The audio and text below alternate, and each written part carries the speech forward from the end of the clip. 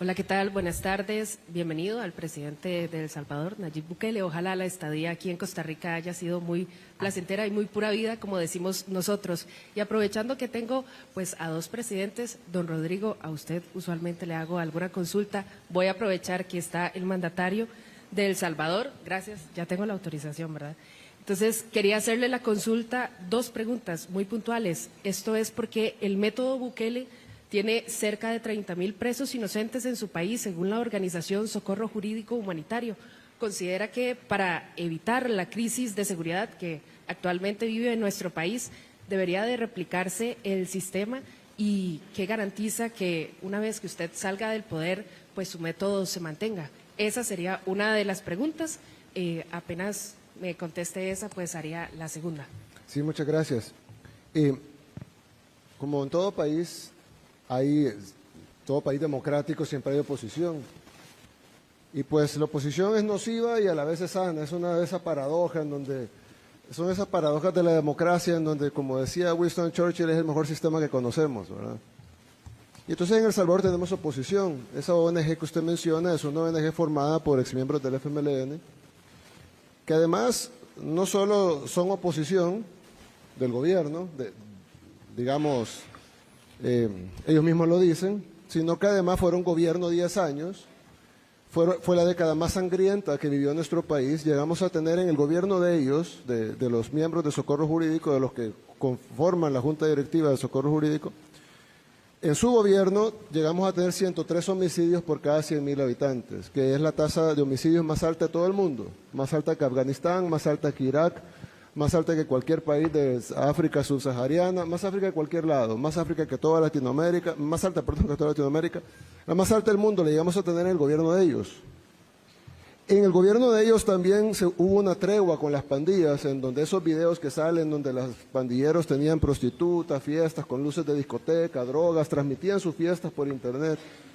Fue en el gobierno de ellos, los de Socorro Jurídico, y esas ONGs no son los únicos. Hay otra que se llama Cristosal también, que son del FMLN, básicamente, de organizaciones de izquierda, y hay otras, un movimiento que se llama Movir también. Y ellos han inventado esta cifra de 30.000 inocentes, la cual yo les digo, bueno, obviamente en todo país del mundo no hay ninguna policía del mundo que sea perfecta.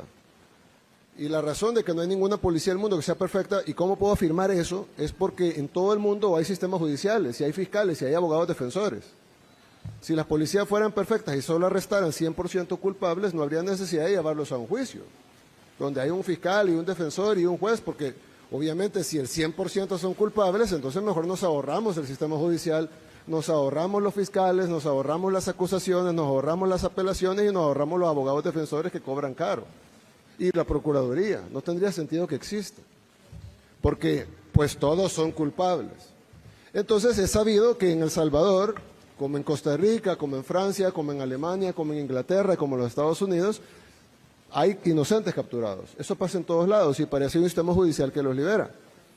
Y me decía un reportero de la BBC, del Reino Unido, me decía, sí, pero sus cifras son mayores que las nuestras, en porcentaje, por supuesto. Y le digo, claro, porque el Reino Unido no ha sido la capital mundial de los homicidios, éramos nosotros. Y si éramos la capital mundial de los homicidios es porque teníamos el mayor número de homicidas. Y si teníamos el mayor número de homicidas, obviamente tendremos el mayor número de presos homicidas. Y si tenemos el mayor número de presos, pues obviamente habrá un porcentaje de personas inocentes que han sido liberadas en su gran mayoría, y hemos liberado 7.000 personas. Lo otro que es importante decir es que alguien dice, bueno, pero El Salvador ha metido a la cárcel al 1% de la población. Yo le decía, no, nosotros hemos liberado al 99% de la población que estaba en la cárcel, porque en El Salvador todos estaban en la cárcel. Para los que conocen salvadoreños o tienen familia en El Salvador o tienen amigos salvadoreños, o si no, pueden preguntarle a medios aliados, etcétera.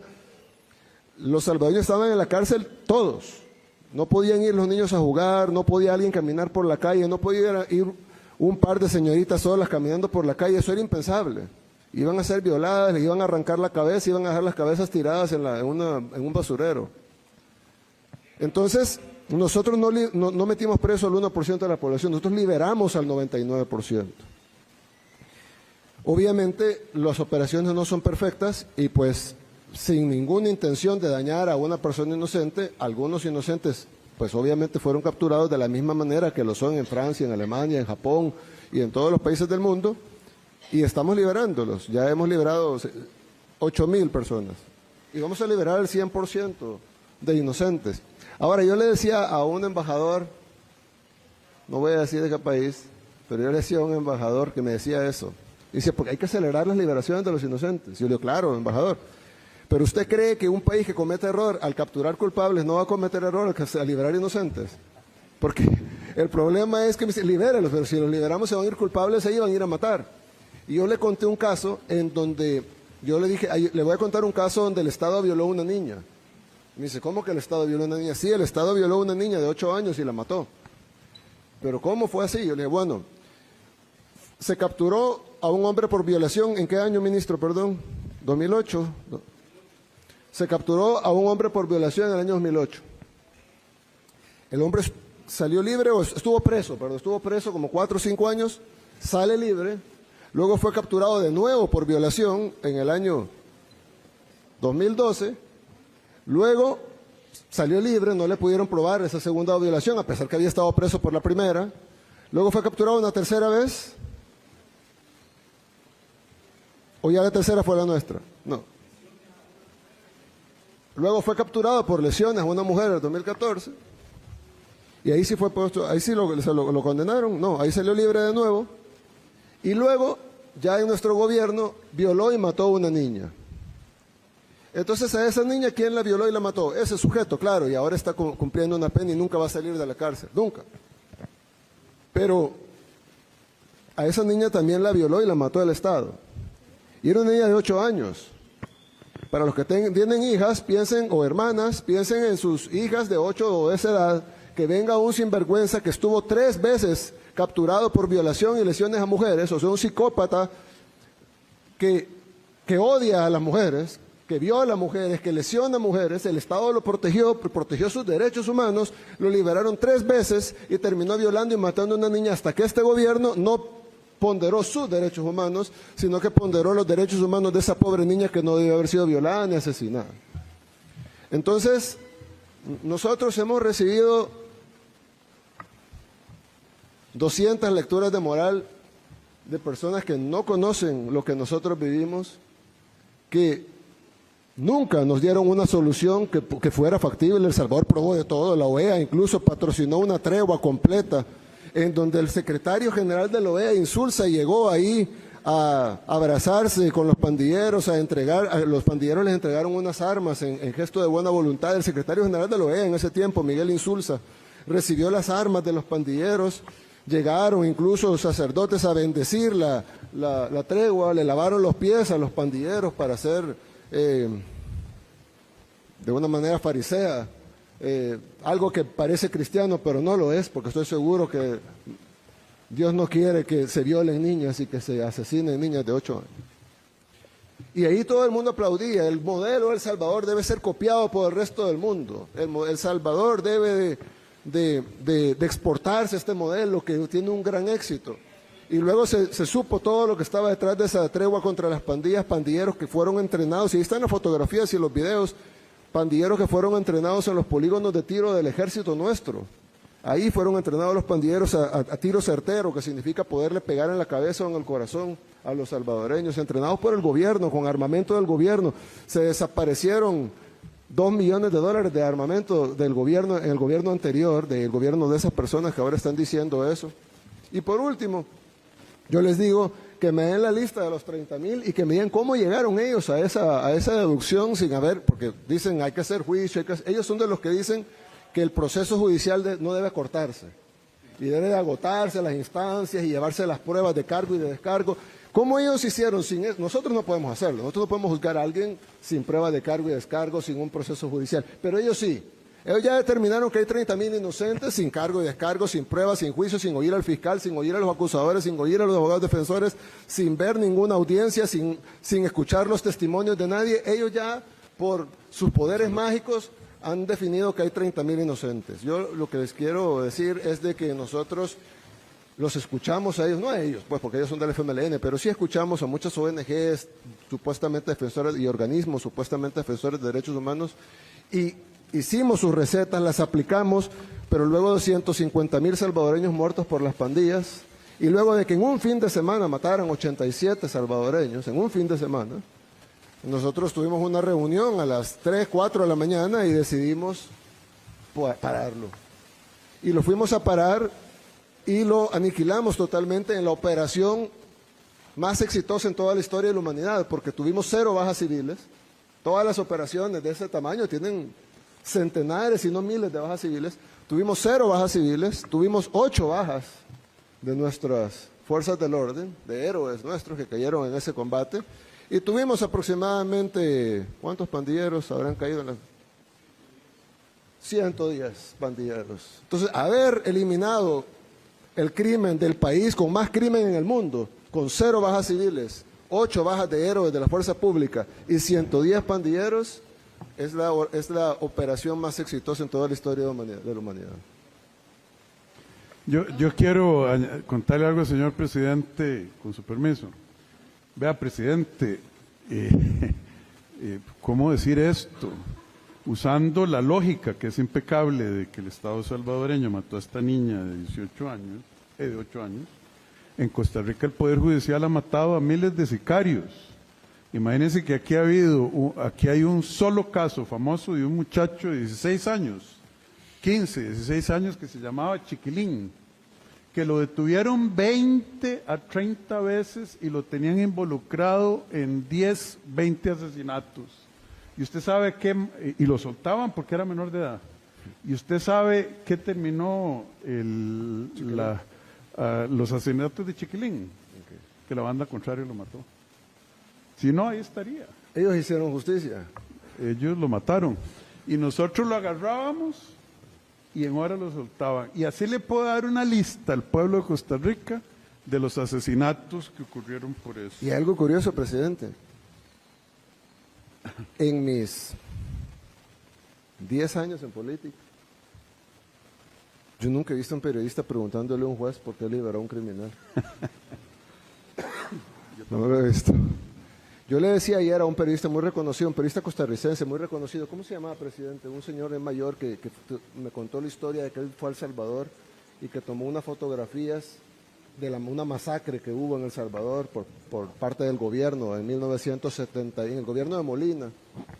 ¿Pero fue ayer eso? Ayer sí, en la cena. No. Y entonces él, pues en todo el tiroteo perdió sus rollos. Sí, señor, ya sé quién es, don Edgar Espinosa. Y entonces él fue donde el presidente de ese tiempo de El Salvador y le dijo, me han quitado los rollos, y fueron, y bueno, no encontraron los rollos, pero me contó que cuando estaba en el avión, ya para venirse para Costa Rica, el avión no despegaba, decían, no, es que por órdenes no podemos despegar el avión. A la hora entraron unos militares al avión y le dijeron que están sus rollos. Y ahí estaban todas las fotos de la masacre que había pasado ahí en El Salvador, y él vino a Costa Rica y publicó esos rollos, los publicó, y ganó premios por eso. Imagínate. Y entonces, un periodista íntegro, pues, que a pesar que era amigo del presidente, publicó los rollos que hablaban mal del gobierno del presidente, ¿no? Probaban que sí había habido una masacre. Pero lo que quiero decir es que yo le dije en eso, y me dijo, bueno, me dijo unas palabras bonitas, muy bonitas. Pero yo le dije, lo felicito, porque personas como usted son las que mantienen aún el respeto al periodismo. Porque el periodismo, entiendo yo, y yo no soy periodista, y discúlpenme que me metan en algo, pero ustedes se meten en política. Discúlpenme que me metan en algo. Es tan importante la labor que hacen ustedes. Y la que población espera que ustedes le lleven no lo que le conviene al gobierno, ni tampoco lo que le conviene a la oposición, sino la verdad. Y la verdad bajo la lógica, bajo el sentido común. Y sobre todo, la verdad, no la verdad de un grupo, de una élite, sino la verdad de todos. La verdad que hace el bien para todos, en el caso de ustedes los costarricenses, en el caso de nosotros de los salvadoreños. Yo lo dije ayer, es tan importante que toda la sociedad, en su conjunto, esté a favor del bien y en contra del mal. Ya saldrá un intelectual a decir por qué es bien y qué es mal. Bueno, empiezan a teorizar todo hasta que nada es nada. Pero nosotros sí sabemos qué es bien y qué es mal. Ustedes lo saben, sus familias lo saben. Algunos dueños de medios tal vez lo sepan. Tratemos de llevar la verdad a la gente. Porque ustedes hacen una labor importantísima, por eso estamos aquí frente a ustedes. Y creo yo que ustedes deberían de sumar a esa labor, porque si no nos ponemos todos de acuerdo, ellos sí están de acuerdo. Los malos sí están de acuerdo. Pero nosotros los buenos no nos ponemos de acuerdo a veces. Si nos quedamos discutiendo si esto es azul o es celeste o es turquesa o es aqua. Pero bueno, ¿qué es lo bueno y qué es lo malo? ¿Y qué es lo que debemos de hacer? ¿Y cuál es la labor de ustedes frente a esa situación que está enfrentando Costa Rica? Danilo Chávez. Perdón un momentito, presidente, nada más para que el pueblo de Costa Rica entienda. Cuando usted estuvo a las 4 de la mañana en esa operación que dice que fue la mejor del mundo, que no murió nadie civil, usted no hubiera podido conducir esa operación sin apoyo del Congreso, ¿verdad? No, el presidente del Congreso estaba ahí sentado. Ok. Y yo le dije, necesito que convoques una sesión extraordinaria para allá. Los diputados llegaron el sábado, ¿verdad? Sábado para domingo, en la madrugada lo aprobaron, o a las 12 de la noche. En la madrugada del domingo, a media balacera, aprobaron el régimen de excepción. Y ese mismo momento salió la policía a atrapar a todos los pandilleros que ya los conocían. Ya sabían quiénes eran. Si la policía sabe quiénes son, la policía sabe dónde están. Lo que pasa es que no es que los policías no los quieran agarrar, es que no pueden, dicen la orden. Y cuando lo agarran y luego lo llevan, sale libre y le matan a la familia. Entonces, ¿quién va a querer? O sea, es decir, es difícil. Yo se lo he dicho una vez y le doy un mensaje a los policías de Costa Rica. Ustedes están en la posición más difícil del mundo. Todos los seres humanos corremos del peligro, todos. Y el que diga que no es mentiroso. Todos los seres humanos vemos peligro y salimos corriendo. ¿Quiénes no huyen del peligro? Bueno, en el caso de Costa Rica, bomberos y policías. Sí. Dígame otro. Tal vez, no sé, rescatistas. Son raros, pues, los que no huyen del peligro. Ellos no huyen del peligro, van al peligro. Escuchan la balacera y van a la balacera. Solo piensen eso, ¿no? Uno escucha una balacera y se va. Ellos van a la balacera. Y luego se tienen que enfrentar sin las herramientas legales para poderse enfrentar. Y si acaso logran agarrar 10 criminales arriesgando su vida, los llevan para que los liberen y luego esos 10 criminales van o dan la orden que vayan a asesinar a la familia de ellos. Y luego nadie los protege a ellos.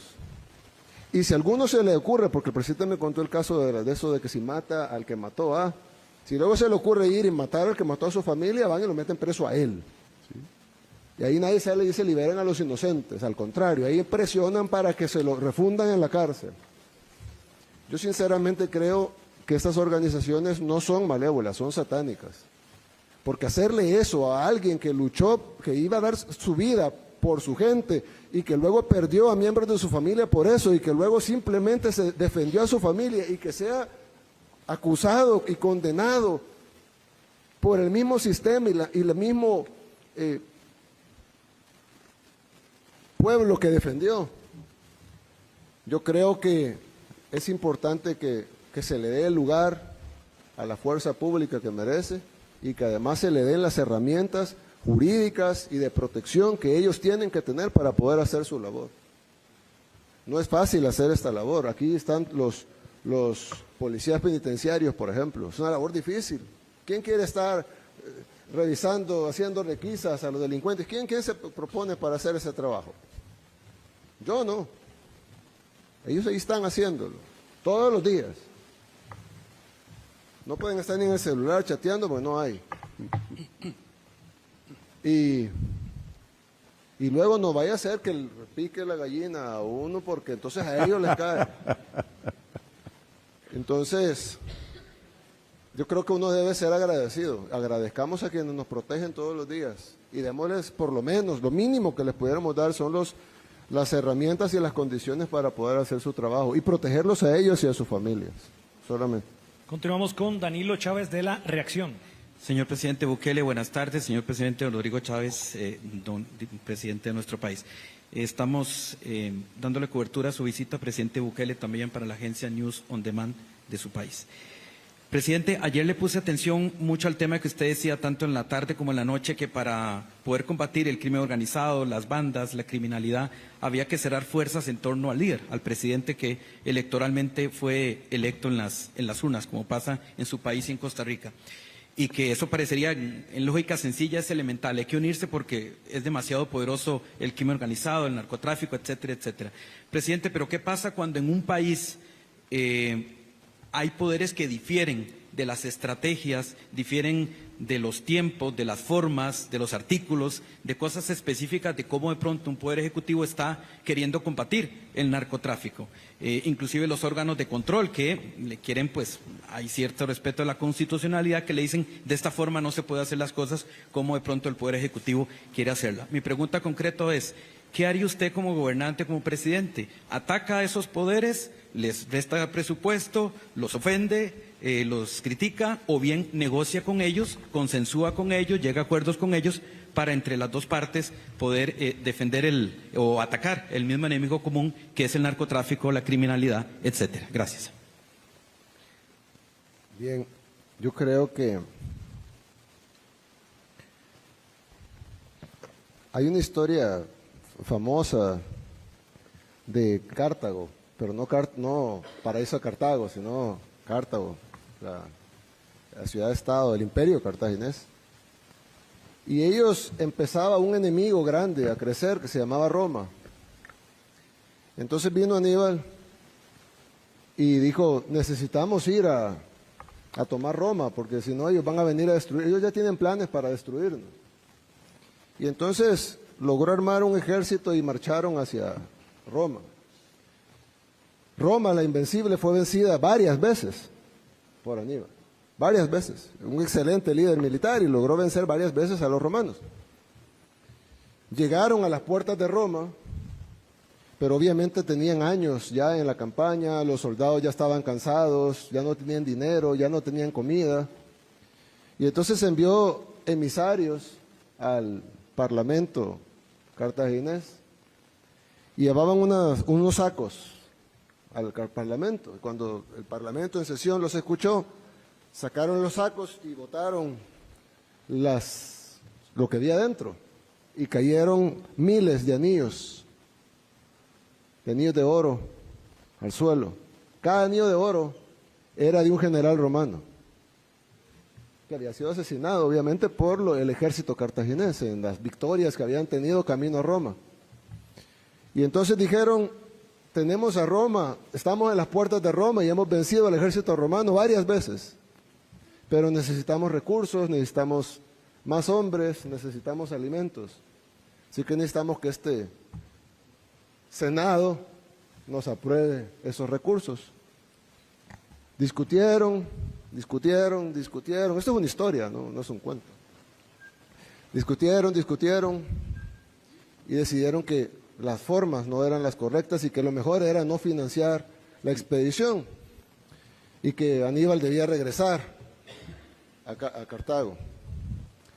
Aníbal regresó, Roma se dio cuenta de que debía acelerar lo que tenían planificado y luego Roma atacó y desapareció Cartago de la faz de la tierra.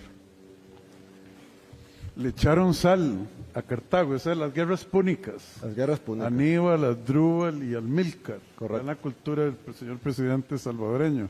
Y los romanos en la última guerra púnica arrasaron Cartago y le echaron sal para que no volviera a salir Para nada. que nunca volviera a saberse de Cartago. Hasta el siglo XX redescubrimos que no eran bárbaros como los llamaban los romanos, sino que era una civilización avanzada, más avanzada que Roma en ese tiempo, con gran comercio y con gran cultura. Yo creo que se puede discutir quién debe ser el líder. Eso es básico en cualquier democracia. Pero una vez electo, se le deben dar, así como a los policías, se le debe dar a ese líder las herramientas para poder combatir lo que tiene que combatir. Si es la inseguridad, si es la pobreza, si es la exclusión social, será la exclusión social, si es la vivienda, será la vivienda. Pero Lo que no se puede es pasar debatiendo infinitamente, las teorías son infinitas, cada quien puede salir con otra idea, cada quien puede salir con otra idea sobre esa idea, y ese debate estéril e infinito no va a llevar a nada más que a perder la batalla contra la criminalidad, así como Cartago la perdió contra Roma. Gracias. Continuamos con Daniel Parra de State TV. Saludos, señor presidente Nayib Bukele. Bienvenido, le reitero la visita. Presidente don Nayib, ¿qué recomendaciones tiene para el señor presidente de la República, don Rodrigo Chávez, para el sistema penitenciario luego de esta visita histórica? Sabemos que está a 10 minutos de retirarse acá. Y por último, si me regalaría una fotografía con su persona. Con mucho gusto, con mucho gusto. Sí, bueno, ya algunas las mencioné. Creo que se necesita, es un régimen bastante permisivo, con eso de las visitas íntimas, no conyugales, sino íntimas. Ojo, conyugales no estamos hablando de moralidad, de que si está casado, no, la pareja, la novia, quien sea, ¿no? Pero tiene que haber alguna estabilidad ahí. No puede ser que vea una señorita diferente cada vez, ¿verdad? Entonces, ese tipo de cosas, esa permisibilidad, ese acceso al exterior que tienen. Por ejemplo, ellos tienen televisión. Yo no tengo nada en contra que tengan audiovisual. Nosotros no les ponemos. Pero se les pudiera poner partidos de fútbol, películas y ese tipo de cosas. Pero tener acceso a los noticieros, por ejemplo, les da a ellos conocimiento de lo que está pasando afuera. Ya no necesitan ni siquiera que los informen los que vienen, sino que ellos están plenamente informados todos los días. Entonces, hay una serie de cuestiones que sin infringir sus derechos, mucho, sino simplemente regulando los derechos, dicen porque hay algunos que plantean el control total del Estado, que estoy seguro que los costarricenses no quieren eso, y otros que plantean el libertinaje total, que estoy seguro que tampoco los costarricenses quieren eso. Entonces existe el concepto de libertad ordenada, en donde todos tenemos libertad, pero está ordenada de acuerdo a las reglas que la misma sociedad pone para el bienestar de todos en la sociedad. Entonces, un reo que tenga audiovisuales me parece bien, me parece justo para que tenga algún tipo de entretenimiento, pero ese entretenimiento debería estar limitado a películas, partidos de fútbol, etcétera, pero no, por ejemplo, a cosas informativas. Es algo muy sencillo, pero hace mucha diferencia.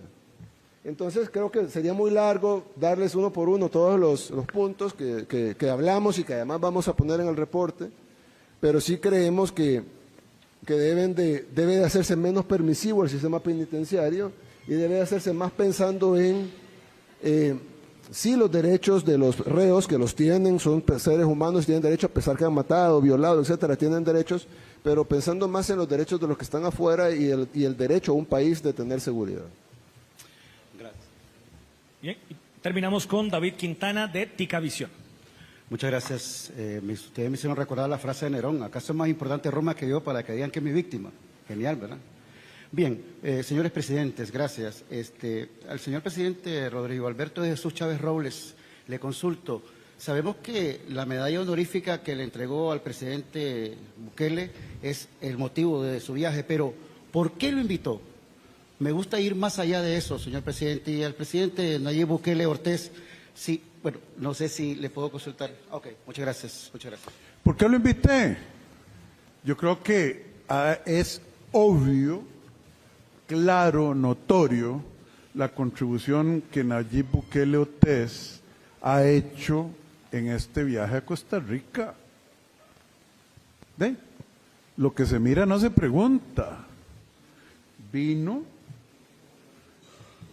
nos ha dado mensajes claves, nos ha dicho que la discusión es estéril por años de años de años, que aquí por dicha se acaba en el 26, en el 2026, para bien o para mal, yo no estoy prejuzgando el resultado, no nos va a llevar a corregir a lo que a El Salvador se le sembró en los años 90, germinó en los años 90 y dio su cosecha de fruta amarga y venenosa en los años 2020, cuando él vino a corregir lo que ya era un cáncer, no era un tumorcito. Nosotros todavía tenemos oportunidad. Y yo no quiero decir que mis ministros no tienen la capacidad, pero oírlo de quién lo logró, por qué lo logró, el papel del Congreso, los cambios que hicieron en el Poder Judicial y los resultados que están a la vista del mundo. Para el pueblo de Costa Rica eso ha sido sumamente beneficioso. Por eso me tomé la libertad. Me di cuenta que el excelentísimo señor presidente y yo compartimos aficiones. Nos vamos a poner a hablar de las guerras púnicas entre Cartago y Roma, los 3 generales famosos, Amílcar, Asdrúbal y Aníbal. En San Salvador conversamos de la batalla de Gaugamela entre entre Alejandro Magno y Darío II, ¿verdad? Darío el Grande. Y que el señor tiene enorme sabiduría y credibilidad para hablarle al pueblo de Costa Rica. La condecoración se la merece, y se la merecía, y se la hubiéramos dado por los resultados que ha logrado. Esto, que pueda hablar directamente con un pueblo que necesita entender la naturaleza del debate estéril en la Asamblea Legislativa y en el Poder Judicial, es miel sobre hojuelas. Y le doy gracias a Dios que Él haya aceptado venir, porque yo creo que esto representa un punto de inflexión para nuestra sociedad. Gracias por su pregunta. Muchas gracias. Un aplauso para el señor Bukele, por favor. Del cerro al